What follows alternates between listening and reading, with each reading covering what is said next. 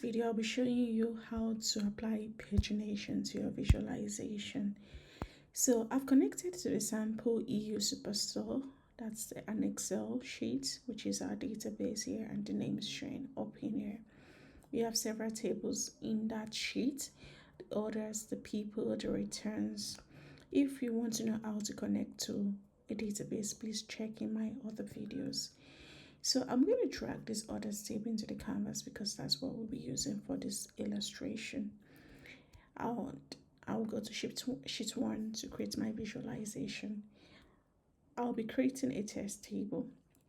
So let's start with customer ID in the row, and possibly let's just put in profits. Yeah, so you can see it has a bar chart created. I'm supposed to put that in here or in my text, which is label. Sometimes when you see the bar chart, you can just automatically change it to whatever you want or text. So for text tables, I'll put it directly into the text. Now we have a simple text table with an elongated many rows in there, and I just want to see maybe like 10 rows per page, so just to simplify the visualization. As you can see, there is no page number here, so the first thing we're going to do is to create the page number, or maybe the serial number. I mean the row number, not the page number, the serial number. Now I'm going to create a calculated field for that, and I'm going to just call it SN, which is the serial number. And I'm going to use the index formula for this. So index is a table calculation that identifies each row uniquely, and this is what I have, and I'm just going to click OK. Now I have the serial number here, but it's a calculated measure type, so if I put in front of it, Tableau is going to reject it. You can see it's just messing up my visualization, so I'm going to convert it to a discrete type. Convert to discrete. So that's the first thing I do. So is in a discrete, and I can't use it for calculation as interpretation, but I can actually put that same field in front of my sheet. Now I have it up to whatever number I have. So we've been able to achieve using the serial number. The next thing I want us to decide is the row per page. How many rows do you want to see per page? So I'm going to use a parameter for that, and the same way I created calculated field, you can see where create parameter is, and I'm going to use parameter. I'll call it row per page. Always make it descriptive so you understand what they do. And I'm going to send it to integer because I don't want my page numbers of row per page can be 1.1 or a decimal number. So display format is this format in which is going to be displayed, and the current value is 10 because I want it to load 10 by default. That's the current value, and it's going to be a range because it's not just going to be a single value. I'll select a minimum of 10 rows per page, maximum of possibly 50. I don't want to see more than 50 in that page. So this will give the user the flexibility to increase the number of rows per page. And the step size is, as I maneuver, I wanted to add 10 records for me. So as I scroll through, which you will see the usefulness of the step size in as we go on. So I'm going to say OK, and it's going to create it in here as a parameter. Now while that is done, we need to get a page number done, and I'm going to also use the calculated field for that page number, and I'll call this page number. Now the calculation here is to use the serial number divided by, which is this one, serial number divided by my row per page, so number of rows per page. So I'm going to type in row per page, give it in here. So remember, I need to convert this to int to avoid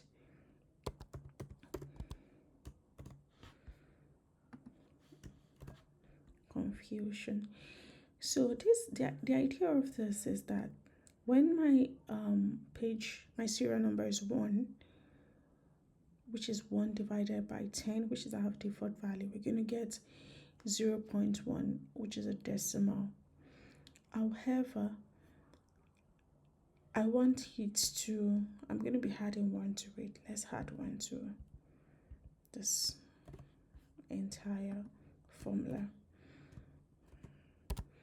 So this particular page number will be used as a filter, and that becomes a logic. This will say the logic will be wherever you see a serial number that is within that range, that is 1, which is 1.1, because it's int now, it's going to be 1, 0.1 or 0, because 0.1 is going to be 0 plus 1, it's going to give me 1.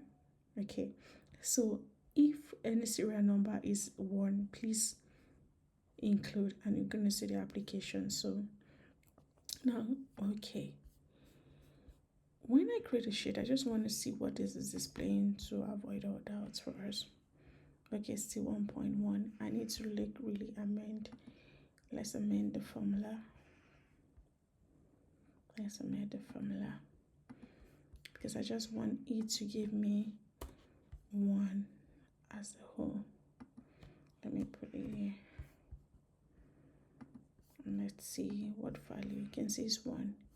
So the correction I made was that I am not putting this in front of a serial number. I'm putting it, the integer is affecting the division also, so it's rounding it off to an integer value, because my page number or my filter, I don't want any decimal in there, and that's the purpose of me checking it here. So I can actually delete this page.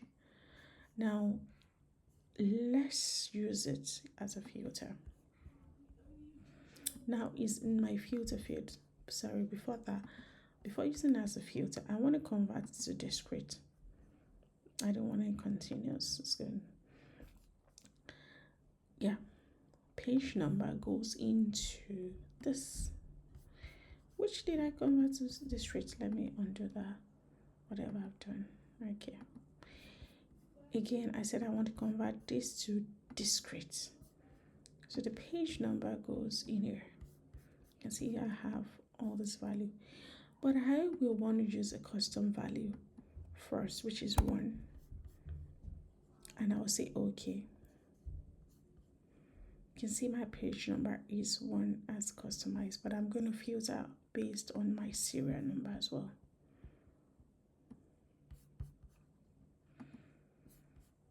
Let's do that again.